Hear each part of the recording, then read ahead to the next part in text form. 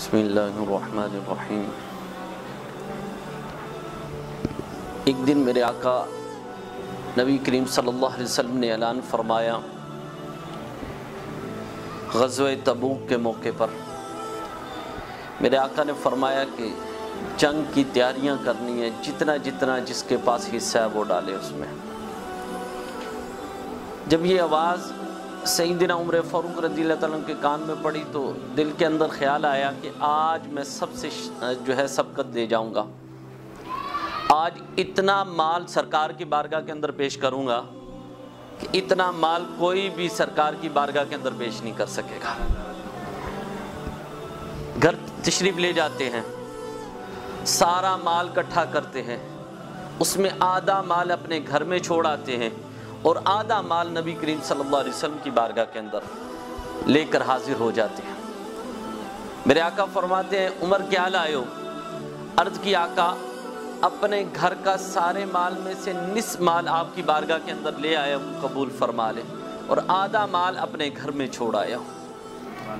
اتنی دیر کے اندر سیدنا صدیق اکبر رضی اللہ تعالیٰ عنہ اپنے گھر میں سے سارا مال اٹھا کر ایون کیسے دیواروں کو ہاتھ لگا کر دیکھ رہے ہیں کہ کوئی سوئی بھی باقی نہ بچے، وہ بھی سرکار کی بارگاہ کے اندر پیش کر دوں۔ اللہ اکبر۔ ایون اپنے جسم کے کپڑے بھی اتار دیا، بوریا کا لباس پہن لیا، کانٹوں کے بٹن لگا لیا۔ اللہ اکبر۔ قربان جائیں سیدنا صدیق اکبر رضی اللہ عنہ کی ذات پر۔ جسم کا لباس بھی اتار لیا، بوریا کا لباس پہن لیا، کانٹوں کے بٹن لگا لیے کہ یہ کسی صحابی کے پہننے کے کام آ جائیں گے۔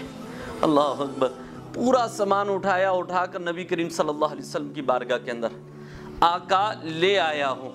تو میرے آقا نے فرمایا کہ ابو بکر گھر کسے چھوڑا ہے؟ کہ اللہ کے نام کو چھوڑایا ہوں، اللہ کے نام کو چھوڑایا ہوں، باقی گھر سے سارا سامان لے آیا ہوں، یا رسول اللہ قبول فرما لیں۔ اللہ اکبر۔ میرے آقا دیکھتے ہیں اپنے یار کی طرف، سیدنا صدیق اکبر رضی اللہ تعالیٰ کی مال کی طرف دیکھتے ہیں کہ میرے صدیق کی اتنی سخاوت کہ جسم کے کپڑے بھی اتار دیے، بوریا کا خود لباس پہن لیا۔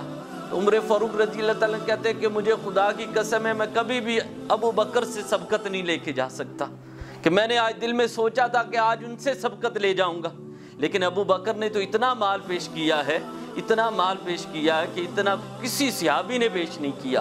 اللہ اکبر۔ اللہ نے اسی وقت جبریل کو بھیج دیا۔ رب نے فرمایا پیارے محبوب اپنا سر ذرا آسمان کی طرف اٹھا کر تو دیکھیں۔ اللہ اکبر۔ میرے آقا نے جب آسمان کی طرف اپنا سر مبارک اٹھا کر دیکھا تو کیا دیکھا کہ آسمانوں کا نقشہ بدلا ہوا تھا۔ کیا دیکھا کہ سارے آسمانوں کے فرشتوں نے بوریا کا لباس پہنا ہوا ہے، کانٹوں کے بٹن لگائے ہوئے ہیں۔